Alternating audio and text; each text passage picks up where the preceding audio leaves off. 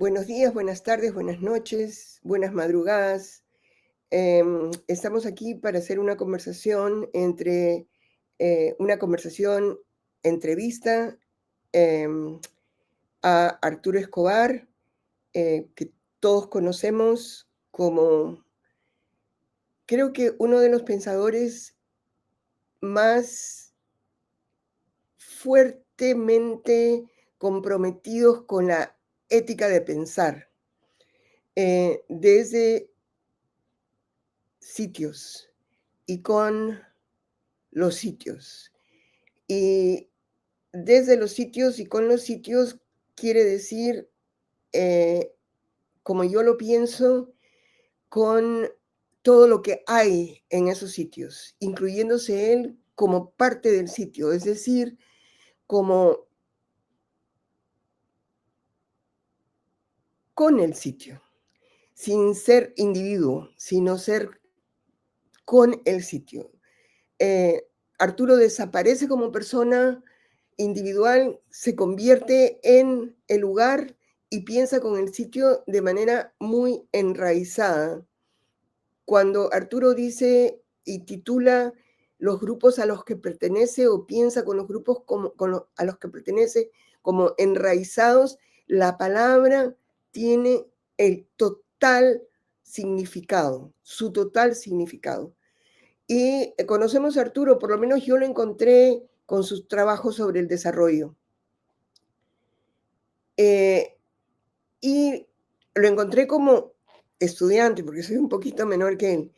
Y luego tuve el privilegio no sé, privilegio es una palabra que no funciona con Arturo, la suerte, la suerte de pensar con él.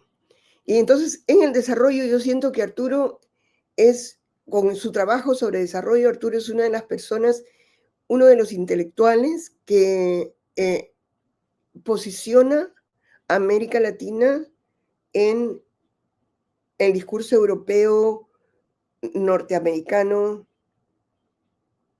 eh, desde América Latina, y trae a Europa América Latina desde América Latina. O sea, transforma a Europa desde América Latina y hace que Europa mire a América Latina de otra manera. Entonces, pienso que si ustedes han leído Provincializar Europa de Dipesh Chakrabarty, Arturo hace eso antes, desde su trabajo con el desarrollo y sin llamarlo Europa. Em, Porque lo que le interesa, creo yo, o quizás estoy hablando demasiado retrospectivamente, pero no importa porque el pasado y el presente pueden ser simultáneos. em, lo que hace es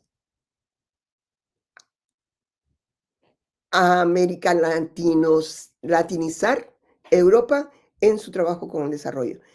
Y yo creo que su trabajo con el desarrollo sobre el desarrollo tiene muchas conexiones con su trabajo sobre diseño o su deseo de trabajar con el diseño. O sea, matrices que si en el desarrollo empiezan a ser relacionales en su trabajo con el diseño y el trabajo posterior al trabajo del diseño, se convierten en muy relacionales. Entonces vamos a conversar con Arturo desde eh, su trabajo sobre el desarrollo hasta su trabajo actual, que es trabajando desde una articulación, iba a decir matriz, pero matriz no funciona, desde una articulaciones agramaticales, relacionales. Em, Pensando cómo en todo ese trabajo Arturo combina América Latina, la diversidad de América Latina, Américas Latinas, eh, con teorías que ya no tienen el sitio de origen original, eh, y se convierten en parte de esa trama de articulaciones en las que desde las que Arturo habla y diversifica el, el pensamiento, lo que se considera el pensamiento o lo que se considera el conocimiento. Em, entonces, vamos a empezar la conversación y quiero que Arturo responda a la presentación que he hecho de alguna manera. Que me Bueno, corrijas, Arturo, como siempre. muchísimas gracias, Marisol, muchísimas gracias, Daniela, Guido, Fernanda, la dirección de publicaciones de Claxo, Claxo TV, la revista Ramas y Redes, por esta conversación, darnos la oportunidad de conversar con Marisol, en parte sobre mi trabajo, pero como bien Marisol lo decía, y por esto ella conoce muy bien esa dimensión de mi ética, como le llamó, una ética del pensamiento, que es una ética de la acción política también, de siempre importante descentrarme, de ser el autor.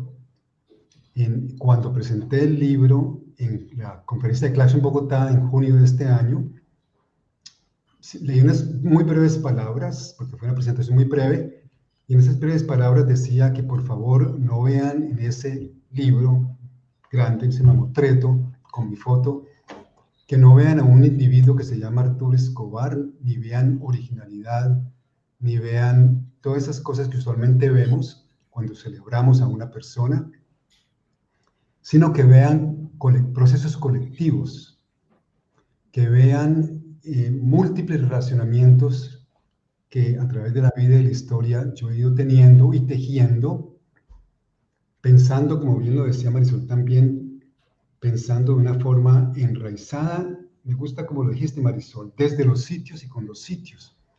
Y los sitios son tanto sitios, digamos, físicos, desde Colombia, desde nuestra bioregión en Colombia, alrededor de la ciudad de Cali, pero también espacios epistémicos, políticos, desde los feminismos latinoamericanos y mundiales, desde los antirracismos, desde los ecologismos,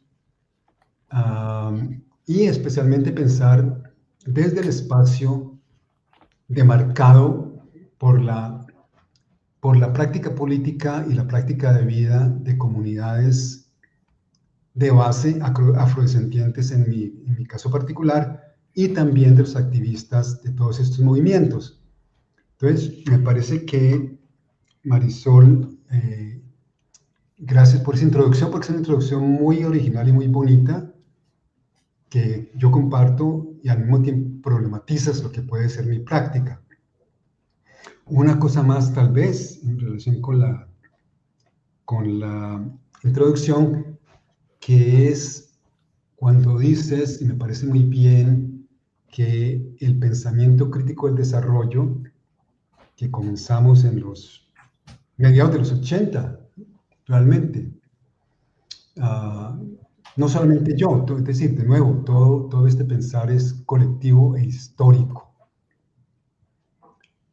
Aunque en la academia mantenemos los nombres por convención, pero yo quisiera ya que hasta los nombres fueran pasando a un segundo plano, Sí, que se resalte formas de pensar profundamente históricas, colectivas y situadas, que es muy importante también. Que pensar a Europa, me gustó mucho lo que dijiste porque nunca se me ha ocurrido así, hacer pensable a Europa de otra forma desde una perspectiva latinoamericana. No es solamente provincializar a Europa como un todo, sino, aunque eso es importante también, estoy que no es importante, sino también descentrar, ahora se me ocurre más, y estamos hablando de eso hace un ratito con Marisol, descentrar esa figura de Europa o esa figura de Estados Unidos, esa figura del imperio, para desagregarla y hacerla más fácil, no solamente de comprender, sino también de deconstruir si se quiere. Hablar de Europas, hablar de Occidentes, en la tradición del pensamiento crítico latinoamericano ha sido en buena parte totalizante por la herencia muy importante, la muy importante herencia marxista y de pensamiento, digamos, dialéctico, que ha sido, digamos, fundacional para el pensamiento crítico latinoamericano desde el final del siglo XIX por lo menos, y comienzos del siglo XX, con grandes pensadores en ese entonces. Entonces, sí, transformar a Europa, la Europa de los europeos, también cómo lo imaginan, cómo lo construyen, a través de esa crítica que viene desde el desarrollo. Entonces, bueno, eso es lo que se me ocurre por lo pronto. Y sí, y empezar a pensar, y cada vez más me parece que esto es importante para mí, desde los entramados, no desde las entidades, digamos, constituidas como lo económico, lo social, lo cultural, eh, la escala de lo global a lo local, sino en entramados que no tienen una única determinación, es decir, no es y hoy en día, y con eso termino, estoy pensando en un entramado que relaciona ontologías, narrativas, infraestructuras, diseños y prácticas. Y es muy sencillo, básicamente, y puede comenzar con cualquier otra parte. Puedo comenzar con prácticas, ontologías, y puedo ir en muchas otras direcciones. Yo lo represento ahora de una forma más como de un entramado, un entanglement, como se dice en inglés, que me parece un término que viene de la física cuántica, que me interesa mucho hoy en día. No es una red, no es un assemblage, no es un ensamblaje, es otra cosa diferente. No hay superestructuras, infraestructuras, no hay determinaciones en última instancia, no hay nada de eso. Hay múltiples determinaciones que van en todas las direcciones y con flujos complejos. Entonces, desde allí yo creo que tú siempre nos has invitado a pensar también a todas y todos sobre la realidad de una forma diferente, no totalizante. Bueno, no sé, eso se me ocurre para comenzar. Ya, o sea, yo quisiera volver sobre esto de los entramados, porque son muy difícil, es muy difícil. Es muy difícil pensar entramando. Eh, y quizás esa sea, ya, es difícil pensar entramando. Y es difícil también porque es una práctica de hacer pensamiento marginal. Pero creo que en su marginalidad está su potencia. De su marginalidad sale su posibilidad. Entonces, pero eso lo hace difícil de practicar. Es difícil de practicar ese pensamiento. Y la dificultad es de alguna manera estructural, pero quizás esa sea la menos importante, porque esa es la que más fácil, es la dificultad que más fácil que más fácilmente se hace fácil. Y lo digo por nuestro trabajo. Cuando empezamos a trabajar con ontología política, como nos enseñó Mario Blaser, coincidíamos, era un momento de coincidencia con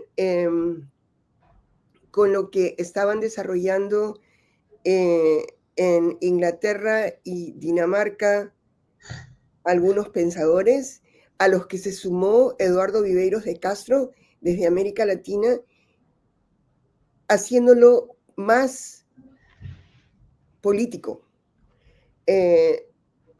politizando el método que proponían los europeos, que era diferente al método que inventamos Mario, tú y yo. que era un método de pensar, de pensar que obviamente incluir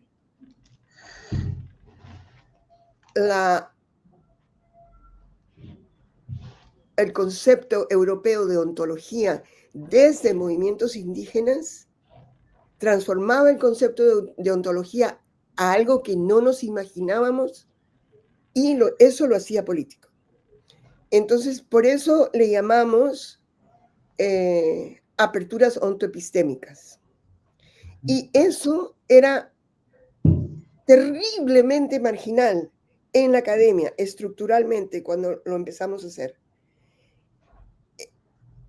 Y de repente se convirtió, circuló más, empezó a entrar al flujo académico. Y entrando al flujo académico continuó y continúa siendo marginal, pero está en el flujo académico rascándolo, siendo marginal. Y creo que esa es su posibilidad. De ahí, sí, esa es su posibilidad de hacer algo, de hacer pensar, sin convertirse en central. Y creo que tu trabajo, lo que tú has hecho siempre, es que una vez que te has convertido en central, como ocurrió con tu trabajo sobre desarrollo, te vas al margen otra vez. Y entonces empiezas a trabajar con Sonia Álvarez y Evelina Dañino en movimientos sociales que los incorporas en cultura y dices, son con lo que son. Y en ese momento la palabra para son con lo que son era cultura. Y después esa palabra la retrabajamos. Pero quiero que comentes esta tendencia que tienes tú de salirte del centro e irte al margen, que nos sirve muchísimo a todos, porque entonces fuiste centro, eres margen, y entonces es posible trabajar contigo en lo marginal, con tu centralidad, que es diletante como centralidad, porque te ponen ahí, pero te sales de ahí. Y me encanta eso, me parece realmente una posibilidad para muchos de nosotros. Entonces, comenta esa tendencia que tienes de, ¡pum!, de centrarte. Sí. Bueno, ¿Y cómo comienzo, lo haces? ¿A qué recurres para hacerlo? ¿Y por qué? comienzo con regresar a lo que dijiste. Tú comienzas por decir, es difícil pensar entramando. La forma en que yo he pensado esto es muy difícil, tiene sus costos. Uno de los costos es la marginalidad. Otro de los costos, especialmente en mi caso, pero no solamente en mi caso, es que te empiezan a atacar, obviamente también, porque ya te consideran, en cierta forma, un enemigo porque no comulgas con las ideas como van surgiendo, que el llamado giro ontológico fue un movimiento importante, pero como tú bien dices,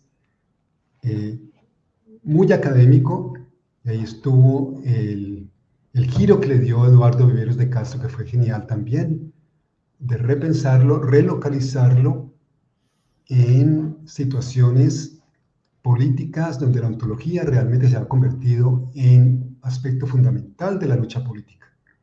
Sin que lo llamaran ontología, los movimientos y los colectivos, máximo lo llaman cosmovisión. Y para mí el concepto de cosmovisión cada vez lo uso más en vez de usar ontología, pero usamos ambos.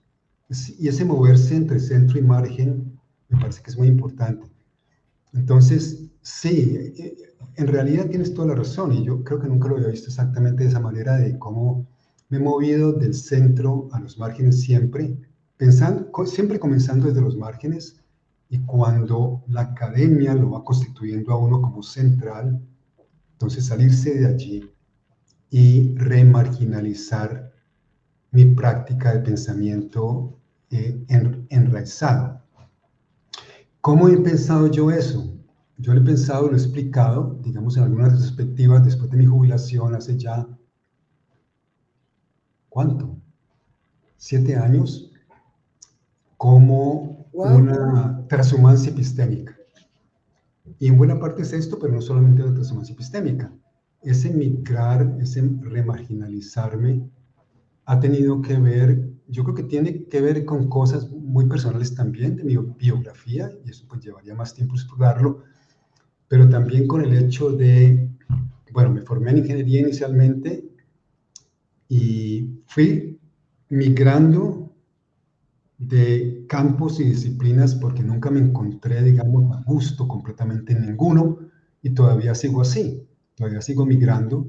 No sé para dónde me va a llevar la próxima migración, que ya más o menos estoy en una transición de nuevo, pero migrando de pensar desde ingeniería las problemáticas sociales hasta pensarlas desde la economía política, especialmente con la crítica al desarrollo que fui aprendiendo, la crítica de la visión, hasta pensarlo desde los discursos, ya con el postestructuralismo y con el trabajo de Michel Foucault en particular y Edward Said y muchos otros pensadores, luego de centrar nuevo y salirme por otro lado a los movimientos sociales, como decías, de una forma minoritaria, si se queremos usar ese término, de una forma, digamos, casi como una especie de línea de fuga, la teoría de movimientos sociales que fue muy dominada por la politología, la sociología, la historia en particular, y de una forma muy eurocéntrica, muy estructuralista, salirme por el lado de la cultura y que los movimientos sociales tienen que ver fundamentalmente con la transformación, una transformación cultural de las sociedades.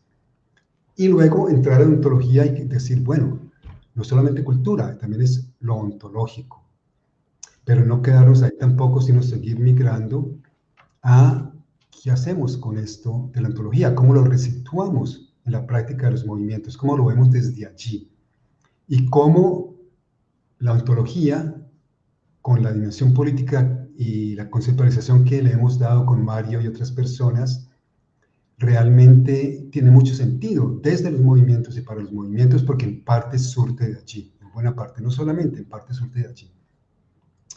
Entonces, y sí, luego llegar también al diseño, etcétera. Y de pronto para terminar, quería decir algo más. Sí, cómo pensar desde los entramados crea cierta fisura es mucho más difícil porque es mucho más complejo. Porque pensar entramadamente nos confronta con la complejidad de la realidad social. Y eh, ahora, y toda teoría académica es una simplificación, toda teoría académica, incluyendo, digamos, el postestructuralismo, que fue lo que más complicó la película de una teoría, digamos, eh, fisurada, una teoría no fisurada, una teoría coherente, total. El postestructuralismo se fue contra eso, pero en cierta forma reprodujo varios de los rasgos principales de esa tendencia eurocéntrica a producir una teoría que explica todo, que puede explicar todo, que es imposible. eh, quiero hacer una, no es una aclaración, pero una intervención para mejor comprensión de lo que estamos hablando. Em, Hablar desde los entramados, entramarnos entramarnos pensando o pensar entramadamente, eh, complejiza lo que pensamos. Em, y eso lo digo para hacer la aclaración de complejiza, de que esa manera de pensar entramadamente, así, complejiza la palabra que estamos usando, la palabra ontología que estamos usando. Y entonces la transforma a, la transforma una, en una relación. Pensando entramadamente, transforma la palabra ontología en una relación, porque pensar entramadamente es pensar en relación. Y lo estoy diciendo así para que cuando nos escuchen, o para que se nos escuche desempacando la palabra relacionalidades. Eso quiere decir siempre en relación, pensando en relación. Entonces, imaginar mis manos como el proceso de pensar con el proceso de pensar al centro, y los dedos es todas las direcciones en las que estamos pensando. Esto que estoy haciendo con mis manos ilustra la complejidad, muy simplificadamente, pero para, para, para, para poder mirarla y no solamente imaginarla, para hacerla concretamente. Entonces, cuando decimos ontología y estamos trabajando, por ejemplo, Arturo y yo pensando, Arturo no es yo y yo no soy Arturo. Entonces, estamos pensando él y yo ser juntos pensando. Y ese es un método que se hace mucho más difícil desde algo que llamamos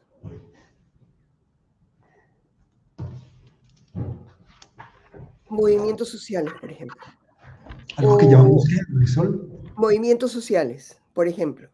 Por eso también, quizás por eso también no los llamamos así, porque movimientos sociales es ya una abstracción. Y cuando pensamos así,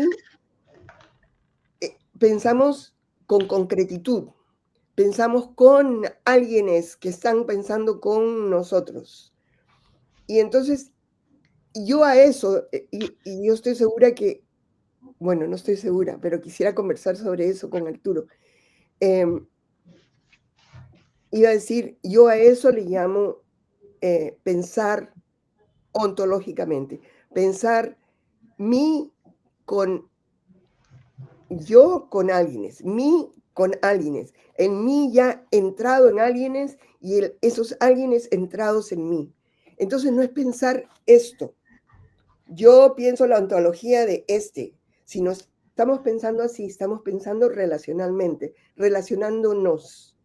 Em, a eso yo le he llamado en algún momento el nosotros complejo, que ahora me está fastidiando un poquito, pero que me parece que lo hace demasiado, em, lo puede vaciar esto muy rápidamente. Pero bueno, eso no es lo que quería decir. Lo que yo quería decir es preguntarle a Arturo, porque me parece importante y lo digo muy egoístamente, ¿cómo piensas así? ¿Cómo te piensas con? Sí. Bueno, yo creo que fue una conciencia que fue creciendo en mí desde joven, realmente una conciencia. Una de mis obsesiones, como tú sabes, es no solamente hacer la crítica intelectual y política, sino encontrar otras formas de ser y de existir en relación, hacer la crítica teórica y política del individuo.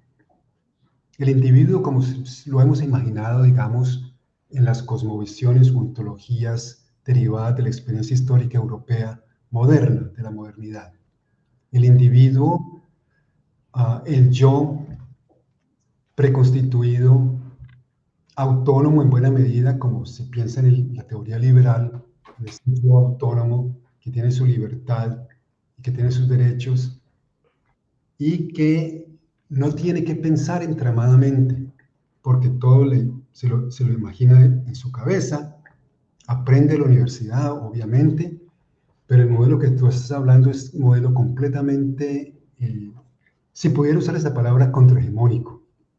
Es contrahegemónico en el sentido de que es en nosotros complejo, es pensar siempre desde la situación histórica en que estamos, desde los colectivos que nos forman, nos hacen lo que somos, y lo que hacemos y lo que pensamos, desde la red de relaciones que nos constituye como cuerpo, como persona, como miembro de una comunidad, de un movimiento. Entonces, siempre he estado así, entramado, y desde muy joven como decía, ese rechazo a la figura del individuo autoconstituido que es fundacional para mí. Hay varias dimensiones ontológicas de la configuración ontoepistémica moderna que son fundacionales. Una de ellas es el individuo liberal en sentido filosófico de la palabra. Otra de ellas es la economía para mí, pero bueno, de eso de pronto podemos hablar después. Y obviamente todos los dualismos que hemos ido encontrando en los últimos 10, 15 años y repensando, más allá de que sean dualismos estáticos, son dualismos que constituyen la realidad.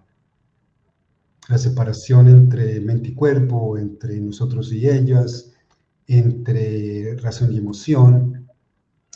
Todos esos dualismos, el antropocentrismo viene de allí, el etnocentrismo viene de allí, que son precisamente los que han constituido los mundos contemporáneos que vemos hoy en día en todo el mundo, hasta cierto punto. El mundo contemporáneo no está constituido solamente, como bien lo dices tú, agregándole que todos los mundos son, en cierta forma, son modernos, pero no solamente modernos, son mucho más que modernos, son muchas otras cosas. Entonces, pensando en muchas otras cosas, es que yo me he ido entramando, siempre en entramado entre mundos, localizado, a través de disciplinas particulares y formas de pensar particulares, pero no resaltando las disciplinas. Yo nunca me he sentido en casa en ninguna disciplina. Nunca he dicho sin titubeos, yo soy antropólogo.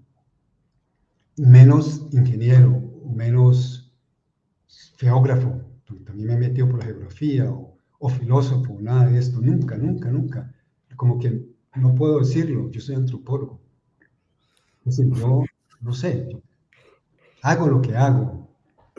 Y tal vez una última cosa, y es que ahí hay una diferencia grande entre lo que estamos conversando como entramarse y entramado y pensar desde allí, ontológicamente también y políticamente, y un precursor que podemos decir de este giro, si queremos mantener, o esa apertura ontológica, que es la apertura también que se realizó cuando empezamos en la teoría social a pensar en términos de redes, de actor-red, en términos de ensamblajes, que fue un poco después de las redes, como tú recordarás bien, tú conoces esta parte mucho mejor que yo, desde todo el trabajo de la tour hacia adelante, hasta Anat Singh con sus ensamblajes, Manuel de Landa, mucha gente, de que para mí esas otras formas de pensar y esos conceptos siguen protegiendo una ontología de la separación. No son radicalmente relacionales. ¿Y por qué lo digo? Porque siempre hay yo a veces lo llamo un remanente euclidiano en el lenguaje de redes y de ensamblajes. Todavía que hay nodos que existen independientemente y se conectan los unos con los otros, y hay acciones, y hay prácticas, y hay aparatos, pero sigue habiendo como esa perspectiva euclidiana. Y la última cosa, y con esto termino, ya sé que quieres responder, es que eso, en la teoría social, nos hemos ido a otras metáforas mucho más interesantes. Y no es coincidencia que esas metáforas vengan más que todo de la biología, de la física hasta cierto punto, pero también de la biología. La metáfora de los rizomas, la metáfora de los bosques, la metáfora del micelio, la metáfora de la autoorganización y la emergencia, que no es metáfora, es una teoría ya muy establecida en la biología y que estamos tratando de entenderla como parte de la vida social en su totalidad, como un todo. Es decir, que la vida social en su totalidad también tiene que ver con autoorganización y emergencia, porque esa es la naturaleza de complejidad. Bueno. Ok, solamente, bueno, voy a hablar enredadamente, pero va a tener algún hilo. Em, o sea, lo primero que quería decir es una aclaración para que se entienda lo que estamos hablando. No aclaración Arturo, sino aclaración entre nosotros.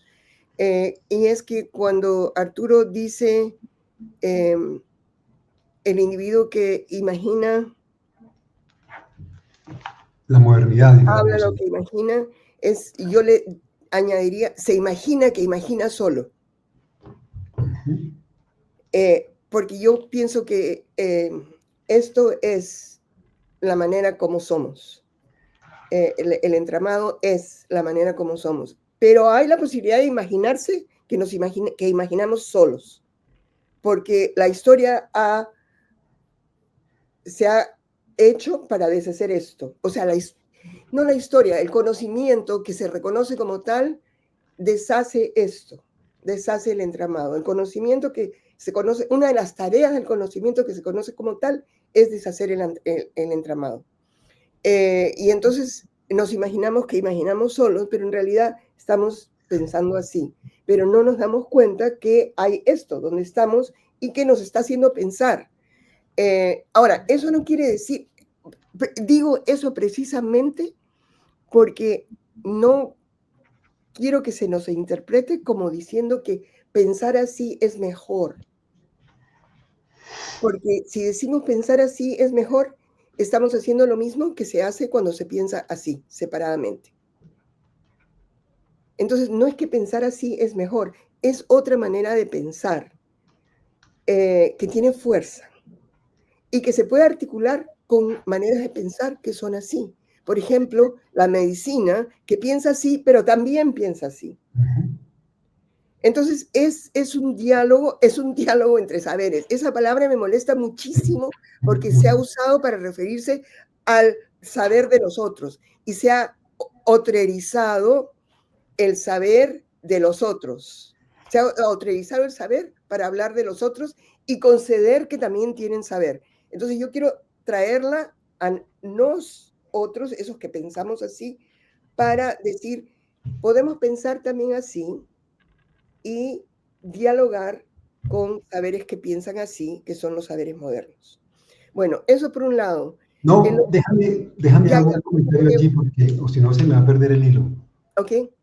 Porque, para bien y para mal, tal vez, creo que estamos encarnando lo que estamos diciendo, estamos pensando entramadamente y es mucho más difícil y más complejo.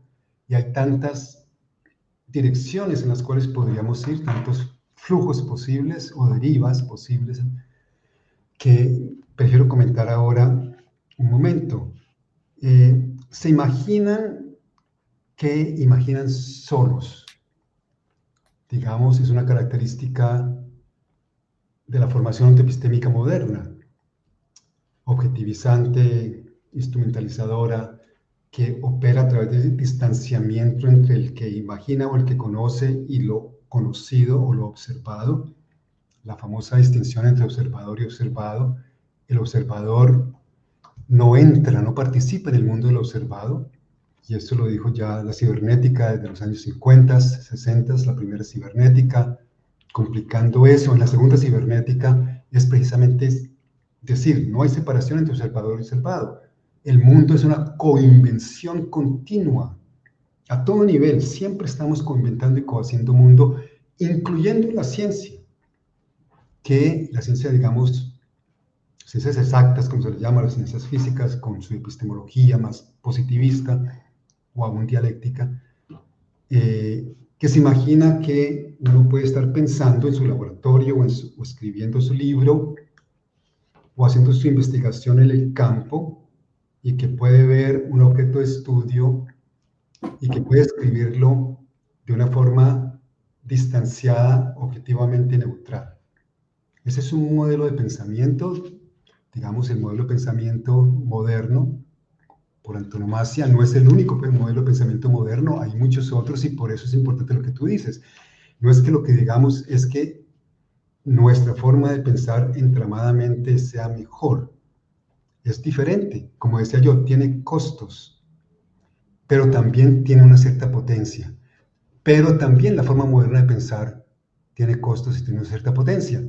Por ejemplo, para mí la potencia del pensar moderno, y esto nos llevaría a discutir la inteligencia artificial hoy en día, que me parece un tema supremamente importante, y ya sé que seguimos entramadamente y como pareciera que vamos all over the place, como dicen en inglés, cambiando de tema sin concluir ninguno, pero vamos tejiendo. Ese es el método de tejer también, de que la potencia de la ciencia moderna, precisamente la tecnología moderna, ha sido que nos ha imaginado, nos ha hecho imaginarnos como superpotentes, seres superpotentes que podemos hacer todo.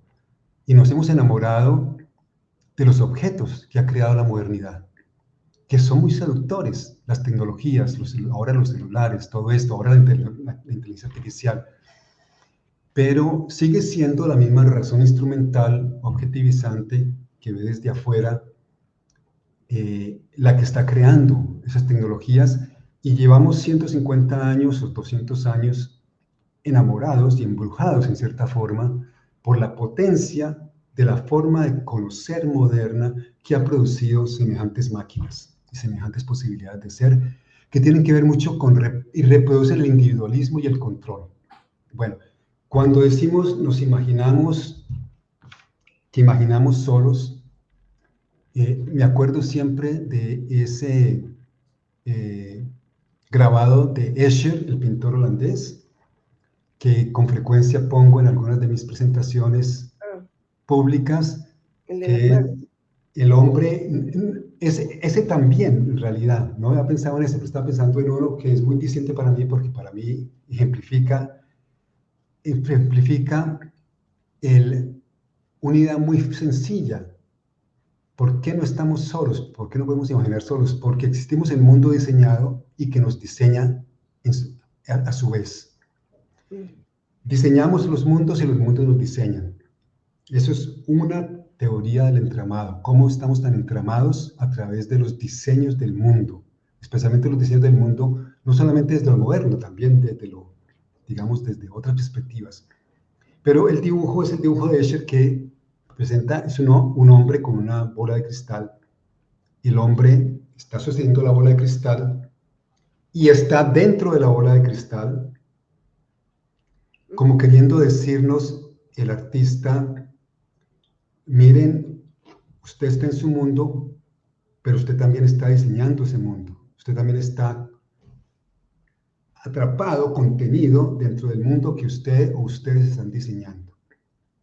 Lo que Escher nos muestra es que esos mundos, ese mundo, esa bola de cristal, que es un mundo con un señor mayor en su estudio, descansa sobre la Tierra. Entonces, cuando aterrizamos todo ese entramado conceptual en la Tierra, y en la Tierra también quiere decir en las múltiples relaciones que la Tierra tiene con los humanos, los múltiples entramados, cuando lo aterrizamos con grupos que están luchando por la transformación social en particular, ahí es que tenemos que derivar necesariamente hacia la relacionalidad, hacia una relacionalidad radical. Por ejemplo, en nuestro proyecto, en el Valle Geográfico del Río Cauca, que tú conoces porque tú lo has visitado, de transiciones, pensamos entramadamente, estamos haciendo todo lo posible por pensar entramadamente. Y entonces, aunque estamos conscientes de que hay académicos, académicas, diseñadores, diseñadoras, hay gente de comunidades de base que tienen su pensamiento y su forma de diseñar, pero muy diferente, hay afrodescendientes, hay mestizos, hay de vez en cuando algunas participantes que vienen de comunidades indígenas, etcétera. Queremos imaginarnos como un nuevo tipo de entramado donde los académicos no solamente son académicos, los activistas feministas afro, por ejemplo, no solamente son activistas feministas afro, y no hay entidades estables, sino que están siempre en flujo dentro de ese entramado, que es nuestro proyecto. Entonces, bueno, eso es... bueno, y la última cosa que quería decir, que uno de los costos de pensar entramadamente, que usualmente lo siento a veces que lo siento y que a veces pues me lo señalan, es el costo de que pensar con el modelo, digamos, de la ciencia moderna, el modelo más realista, más de lo real, que lo real existe por fuera de nosotros mismos y de nuestro pensamiento, puede ser más efectivo o eficiente políticamente. Por ejemplo, en uno de los talleres que tuvimos hace unos días de nuestro proyecto, una activista brillante de una de las comunidades afrodescendientes en Suárez, Cauca, nos decía, hasta que no tengamos derecho al territorio, no estamos haciendo nada.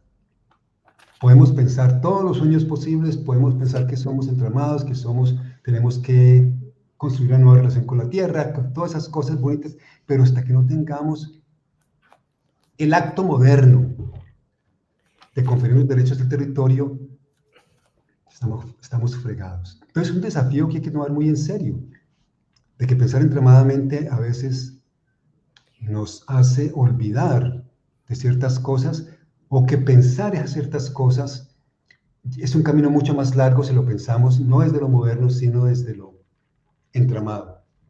Yo creo, Arturo, que eso depende de con quién pienses.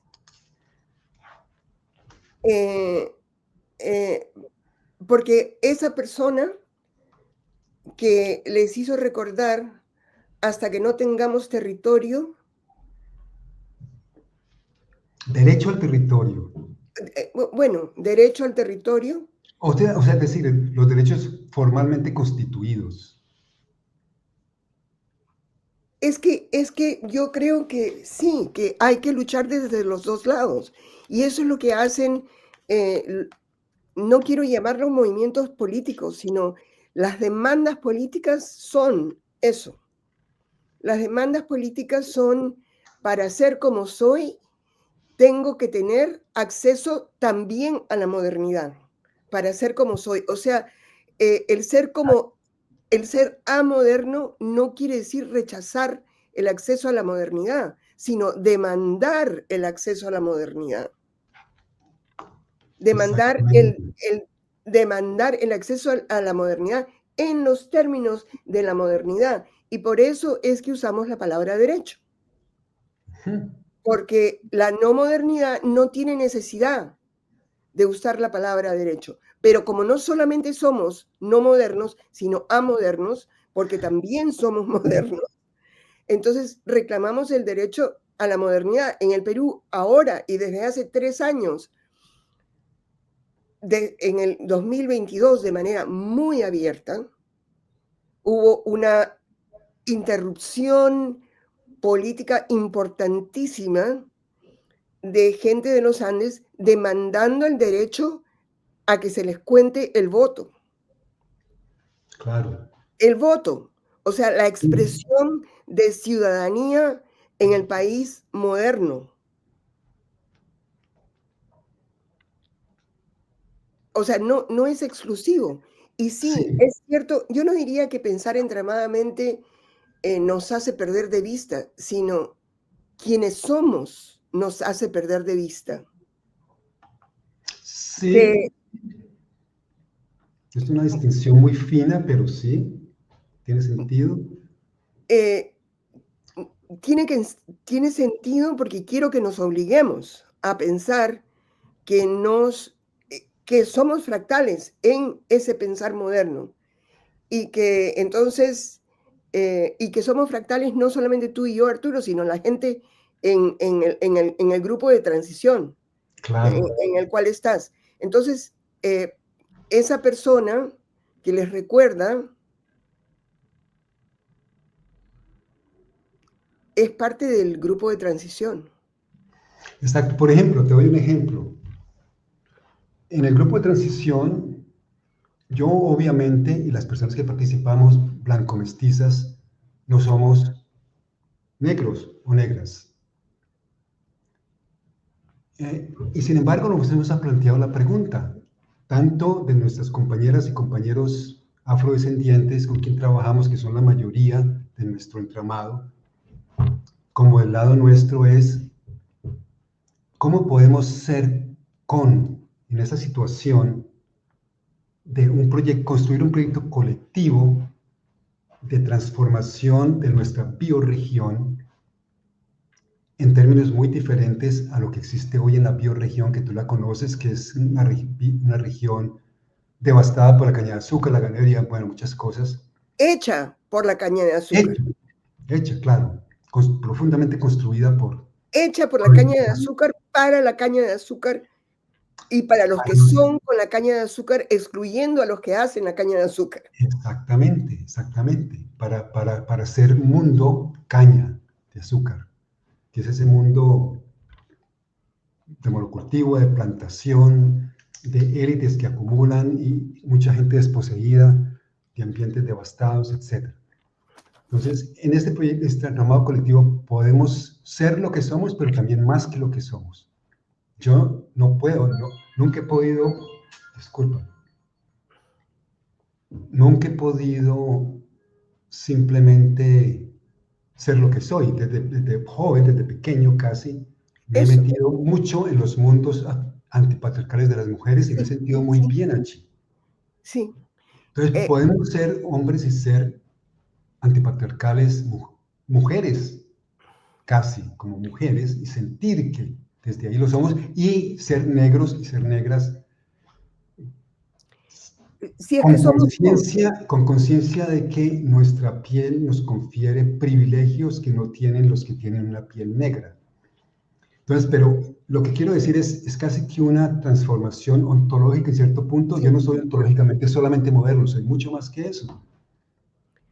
sí, de Y acuerdo. soy también enraizado y soy también parte de mi bioregión, soy también parte de las montañas que amo desde pequeño, que tú conoces, soy parte de los colectivos en que trabajo, entonces, y en vez de mantener en nuestro proyecto colectivo, y eso nos llevó tiempo, llegar allí, Yo construir quiero, confianza, etcétera. yo quiero añadir una cosa porque ya nos vamos a tener que Sí, terminar.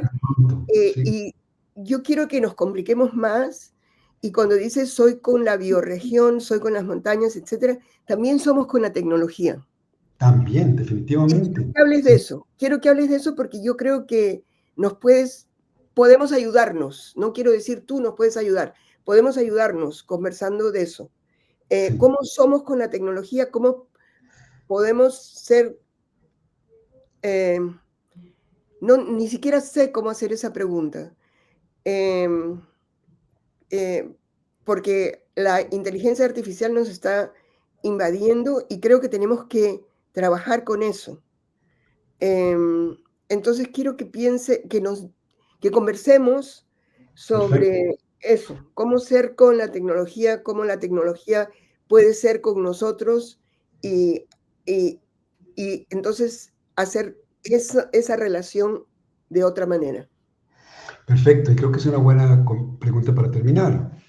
Y de paso, pues puede ser un mensaje para la Claxo, porque, y esto lo digo y lo dije ya varias veces con gente de Claxo, que no estamos, me parece a mí que en América Latina, en ninguna parte del mundo realmente, pero especialmente en América Latina y el Caribe, no estamos abordando esa pregunta de la inteligencia artificial.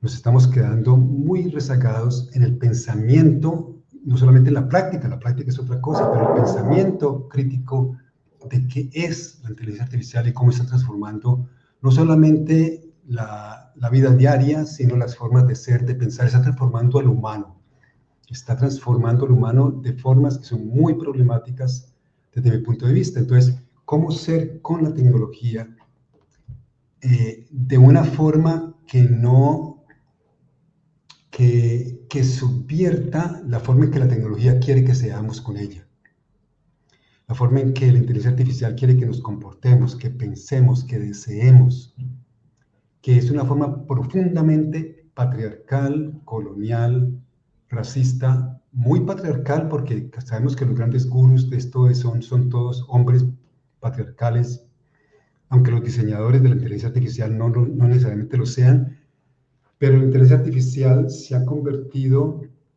en un aparato que tiene pretensiones totalizantes. Yo creo que ahí sí tenemos que usar el término, de totalizar la existencia de una forma particular, y esto viene desde hace tiempos, obviamente, desde los inicios de la tecnología moderna. Y está invadiendo casi que todos los dominios de la vida social sin que nos demos cuenta.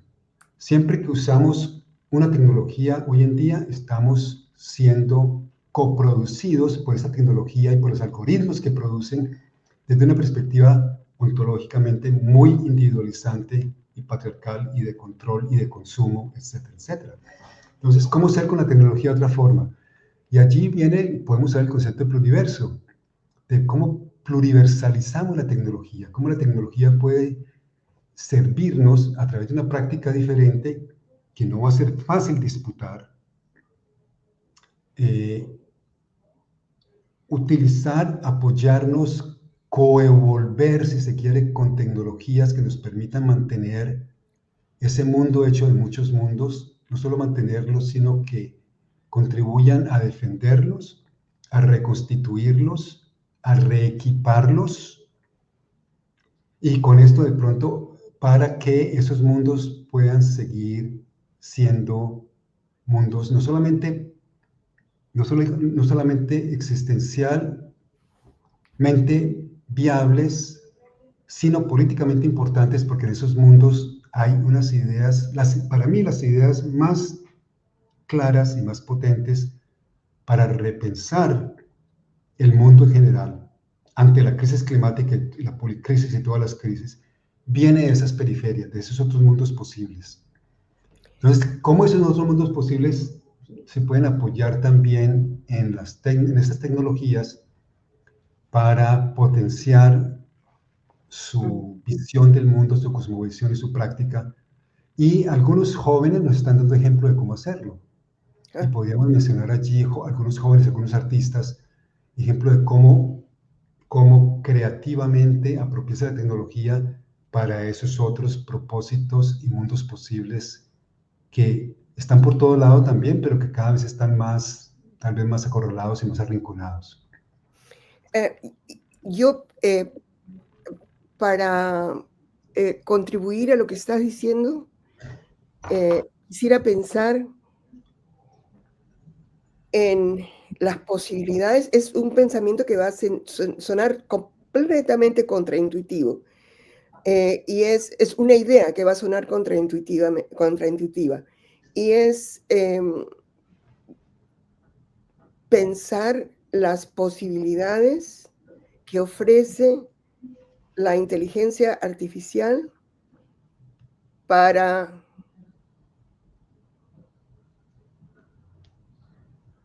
contrarrestarla.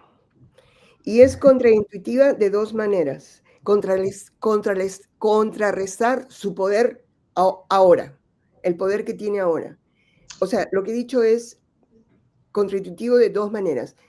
Por un lado, es contraintuitivo porque he dicho que la inteligencia artificial puede presentar posibilidades. Sí, claro. Posibilidades para enfrentarla. Uh-huh. Y por otro lado, es contraintuitivo porque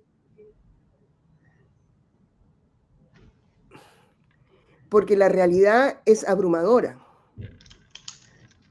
Entonces, pensar posibilidades para enfrentar lo que nos abruma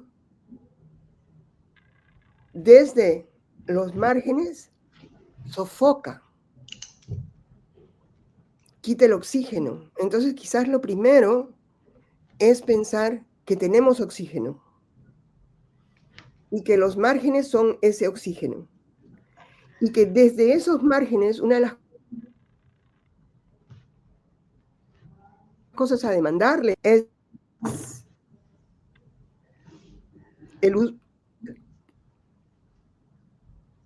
contrarrestar el uso destructivo de recursos que necesita, porque esencialmente no los necesita.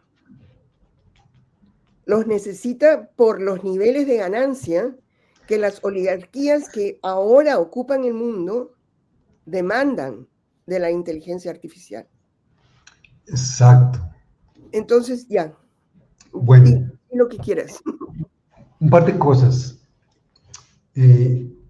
Ha habido en los últimos 3, 4 años una serie de movimientos muy importantes, muy interesantes, que tenemos que entender mejor, investigar primero y entender mejor en el África en particular.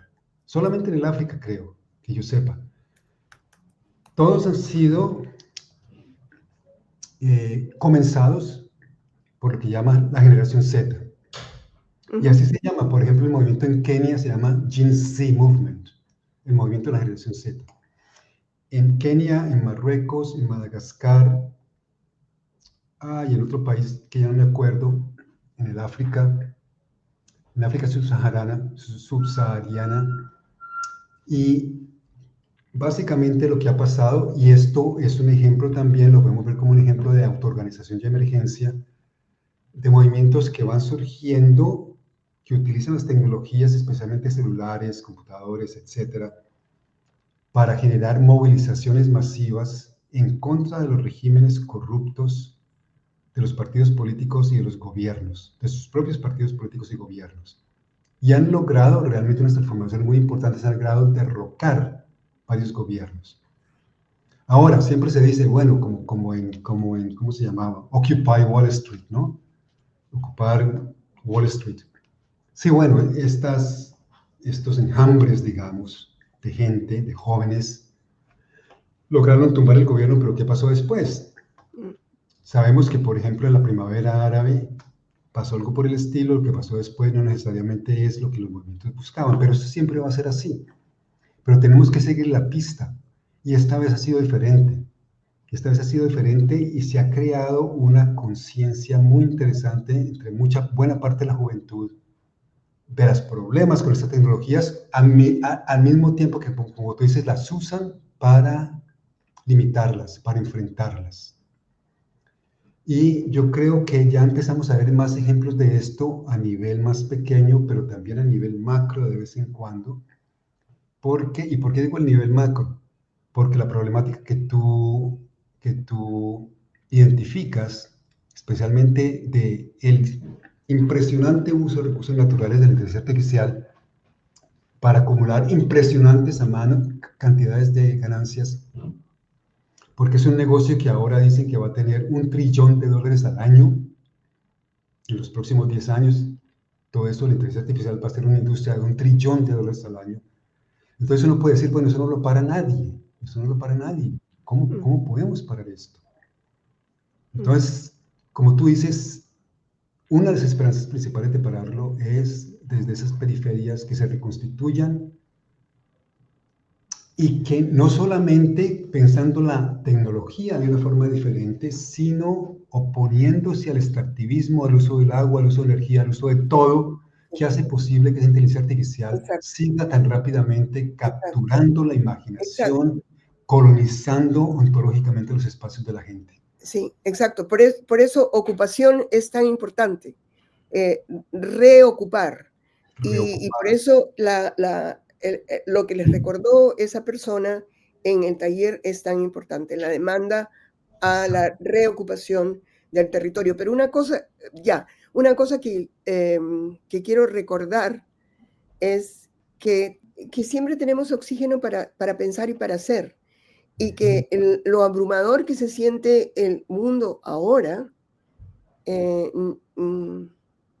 tenemos oxígeno. Ahora, Y, metafóricamente te digo rápidamente esa respuesta. Lo que te van a decir mucha gente, especialmente de la izquierda, es que, bueno, sí tenemos oxígeno, pero también tenemos que tener balas, digamos metafóricamente hablando. bueno, Tenemos que con tener esto balas.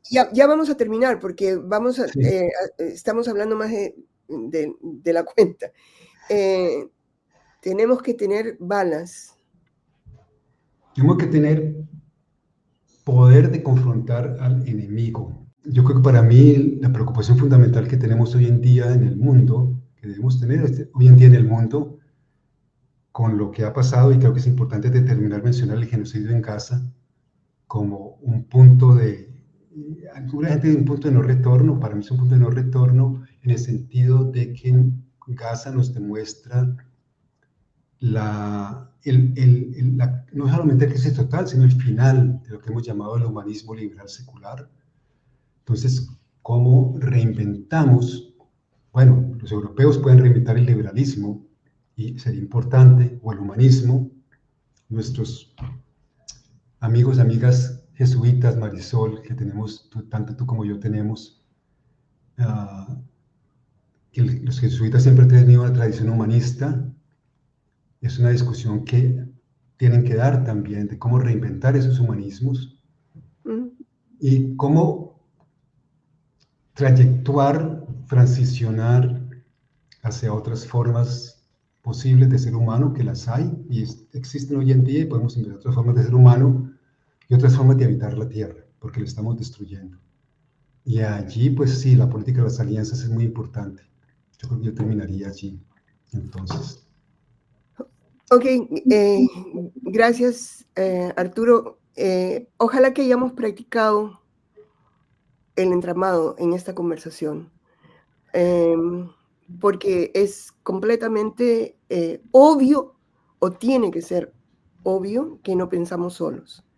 Y entonces, invitando a los que nos están escuchando a leer la antología de Arturo que ha publicado Claxon, los invito a leerla quitándole el nombre del autor y haciendo de lo que ofrece Arturo una posibilidad para seguir pensando y no la manera de pensar de Arturo Escobar. Perfecto, me parece. Y no, lo digo muy sinceramente y muy fuertemente. Entonces, así los invito a leer la antología